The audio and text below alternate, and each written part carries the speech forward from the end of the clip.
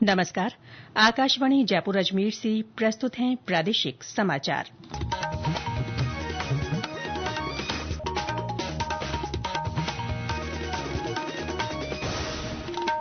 मुख्य समाचार। एशिया प्रशांत क्षेत्र में 12वां क्षेत्रीय 3R और सर्कुलर इकोनॉमी फोरम का आज से जयपुर में आयोजन। विश्व वन्य जीव दिवस पर आज प्रधानमंत्री नरेंद्र मोदी गुजरात में जूनागढ़ जिले के सासनगिर में राष्ट्रीय वन्य जीव बोर्ड की बैठक की अध्यक्षता करेंगे। मुख्यमंत्री भजनलाल शर्मा ने कहा, प्रदेश में सांस्कृतिक उत्थान के लिए सरकार लगातार काम कर रही है। और आईसीसी चैंपियंस ट्रॉफी में भारत ने न्यूजीलैंड को 44 रनों से हराकर सेमीफाइनल में जगह बनाई।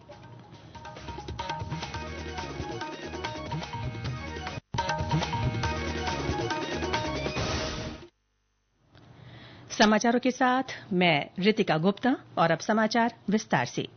एशिया प्रशांत क्षेत्र में 12वां क्षेत्रीय 3R और सर्कुलर इकोनॉमी फोरम का आज से जयपुर में आयोजन हो रहा है। राजस्थान इंटरनेशनल सेंटर में होने वाले इस कार्यक्रम का उद्घाटन केंद्रीय आवास और शहरी मामलों के मंत्री मनोहर लाल खट्टर करेंगे। इस अवसर पर मुख्यमंत्री भजनलाल शर्मा भी मौजूद रहेंगे। एक रिपोर्ट। 5 मार्च तक चलने वाला ये आयोजन recycling circular societies towards achieving SDG and carbon neutrality in Asia Pacific पर केंद्रित होगा। इस अंतर्राष्ट्रीय फोरम का आयोजन स्वच्छ भारत मिशन शहरी द्वारा जापान के पर्यावरण मंत्रालय और संयुक्त राष्ट्र की विभिन्न संस्थाओं तथा राजस्थान सरकार के सहयोग से किया जा रहा है। इस संस्करण में एशिया प्रशांत देशों के 1000 से अधिक प्रतिनिधि शामिल होंगे, जिनमें नीति निर्माता, उद्योग जगत के नेता, शिक्षाविद और अंतर्राष्ट्रीय संगठनों के प्रतिनिधि शामिल हैं। यह कार्यक्रम 3R यानी रिड्यूस, रीयूज और रिसाइकिल के सिद्धांतों और सर्कुलर अर्थव्यवस्था के पहलों को आगे बढ़ाने के लिए नीतिगत चर्चाओं और ज्ञान के आदान प्रदान के लिए एक रणनीतिक मंच प्रदान करेगा। आवास और शहरी मंत्रालय के उप निदेशक सुशील कुमार ने बताया कि भारत एक 3 दिवसीय फोरम ऑर्गेनाइज कर रहा है जयपुर में, जिसका नाम है 12th regional 3R and circular economy forum. इसमें विभिन्न देशों के पॉलिसी मेकर्स, मिनिस्टर्स और अर्बन लीडर्स पार्टिसिपेट कर रहे हैं फॉर डेलिब्रेशन के वेस्ट से वेल्थ तक कैसे पहुंचा जा सके। और उसके अलावा यहाँ पे बहुत सारे एग्जीबिशंस लग रहे हैं और साथ ही साथ एक इंडिया पवेलियन भी यहाँ पर प्रदर्शित किया गया है, जिसमें कि इसमें बहुत सारी मिनिस्ट्रीज जो है अपने एग्जीबिशंस लगा रही हैं। जो फोरम है वो अंत में 5 मार्च को जयपुर डिक्लेरेशन के साथ समाप्त होगा। विश्व को एक राह दिखाएगा कि किस तरीके से हम वेस्ट मैनेजमेंट कर सकते हैं, सर्कुलर इकोनॉमी को प्रोत्साहन दे सकते हैं। समाचार डेस्क की रिपोर्ट के साथ मैं दीपेंद्र खंगारोत।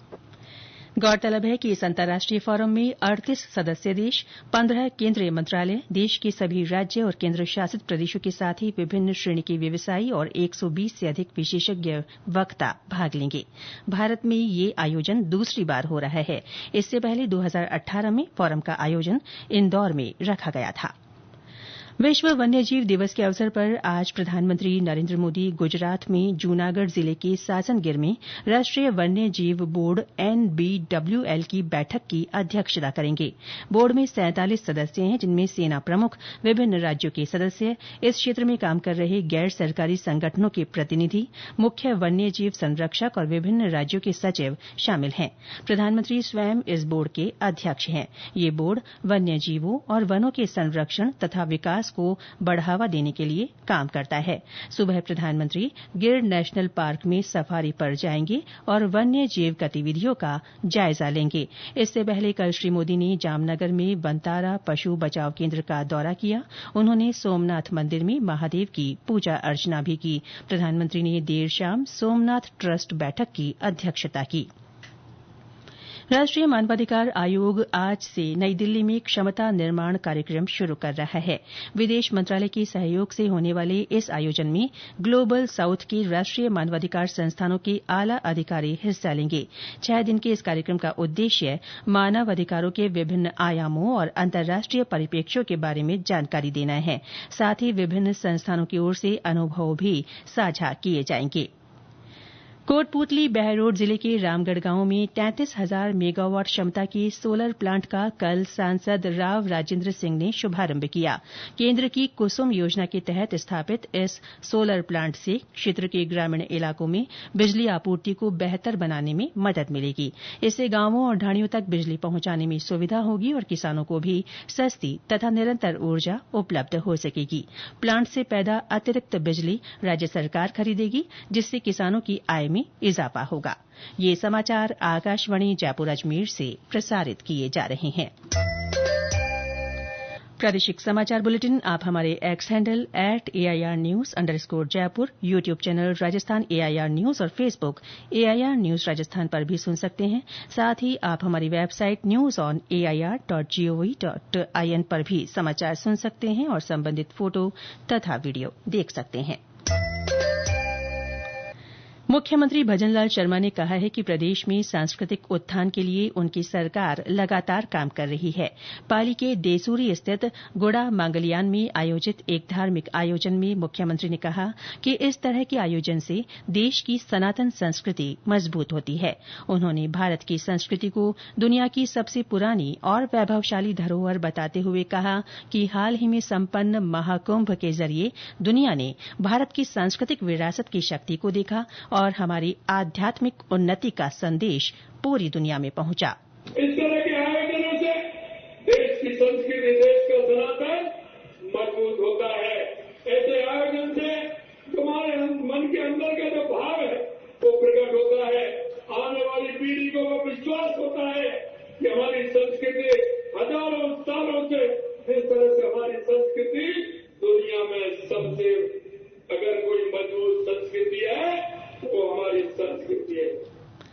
मुख्यमंत्री ने केंद्र और राज्य सरकार द्वारा संस्कृति और धर्म के संरक्षण के लिए किए गए कार्यों के बारे में बताते हुए कहा कि उनकी सरकार ने सांस्कृतिक उत्थान के लिए प्रदेश के विभिन्न मंदिरों के लिए बजट में 161 करोड़ रुपए का प्रावधान किया है। इस अवसर पर पशुपालन और गौपालन मंत्री जोराराम कुमावत, पंचायती राज राज्य मंत्री ओटाराम देवासी, सांसद पीपी चौधरी और स्थानीय जनप्रतिनिधियों के साथ साधु संत और बड़ी संख्या में आमजन मौजूद रहे। अंतर्राष्ट्रीय महिला दिवस सप्ताह के तहत महिलाओं के सामाजिक आर्थिक सशक्तिकरण को लेकर आज से कार्यक्रम आयोजित किए जा रहे हैं। इस दौरान विभिन्न जागरूकता गतिविधियों के साथ सम्मान और संवाद कार्यक्रम रखे जाएंगे। जैसलमेर से हमारे संवाददाता ने बताया कि आज पहले दिन कई कार्यक्रम रखे जाने हैं। ब्यौरा हमारे संवाददाता से। आज सामाजिक, आर्थिक एवं राजनीतिक चेतना तथा महिला सशक्तिकरण को लेकर महिलाओं का संवाद कार्यक्रम आयोजित किया जाएगा। इसी कड़ी में 4 मार्च को बेटी बचाओ बेटी पढ़ाओ योजना के तहत जागरूकता रथ यात्रा को प्रारंभ किया जाएगा। वहीं जिले की प्रत्येक ग्राम पंचायत पर सखी चौपाल विशेष जजम का आयोजन 5 मार्च को होगा। 7 मार्च को वाहन चालक कोर्स तथा सड़क सुरक्षा से संबंधित नियमों की जानकारी प्रदान करने के लिए प्रशिक्षण का आयोजन किया जाना है। साप्ताहिक गतिविधियों का समापन 8 मार्च को DRD सभागार में किया जाएगा, जिसके तहत उल्लेखनीय कार्य करने वाली महिलाओं एवं बालिकाओं को सम्मानित किया जाएगा। मनीष व्यास, आकाशवाणी समाचार, जैसलमेर। आईसीसी चैंपियंस ट्रॉफी में भारत ने कल रात दुबई में खेले गए अपने अंतिम लीग मैच में न्यूजीलैंड को 44 रनों से हरा दिया।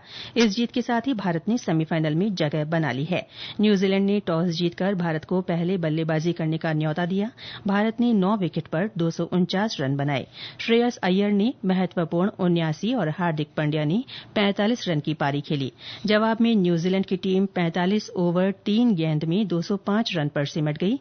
केन विलियमसन ने सर्वाधिक 81 रन बनाए। इस जीत के साथ ही भारत अपने ग्रुप स्टेज के सभी तीनों मैच जीतकर ग्रुप ए में शीर्ष पर पहुंच गया। अब भारत का कल दुबई में पहले सेमीफाइनल में ऑस्ट्रेलिया से मुकाबला होगा। प्रदेश में पश्चिमी विक्षोभ के असर से आज भी कुछ स्थानों पर बादल छाए हुए हैं। मौसम विभाग के अनुसार श्रीगंगानगर, हनुमानगढ़ और आसपास के क्षेत्रों में बादल गरजने के साथ हल्की बारिश होने और राज्य के अधिकांश भागों में आगामी 1 सप्ताह मौसम शुष्क रहने की संभावना है। विभाग के अनुसार कल से उत्तरी हवाओं के प्रभाव से न्यूनतम और अधिकतम तापमान में 2 से 4 डिग्री की गिरावट आ सकती है। और अंत में मुख्य समाचार एक बार फिर। एशिया प्रशांत क्षेत्र में 12वां क्षेत्रीय 3R और सर्कुलर इकोनॉमी फोरम का आज से जयपुर में आयोजन। विश्व वन्यजीव दिवस पर आज प्रधानमंत्री नरेंद्र मोदी गुजरात में जूनागढ़ जिले के सासनगिर में राष्ट्रीय वन्यजीव बोर्ड की बैठक की अध्यक्षता करेंगे। मुख्यमंत्री भजनलाल शर्मा ने कहा, प्रदेश में सांस्कृतिक उत्थान के लिए सरकार लगातार काम कर रही है और आईसीसी चैंपियंस ट्रॉफी में भारत ने न्यूजीलैंड को 44 रनों से हराकर सेमीफाइनल में जगह बनाई। इसके साथ ही प्रादेशिक समाचार बुलेटिन समाप्त हुआ। हमारा अगला बुलेटिन दोपहर 1 बजे प्रसारित किया जाएगा। नमस्कार।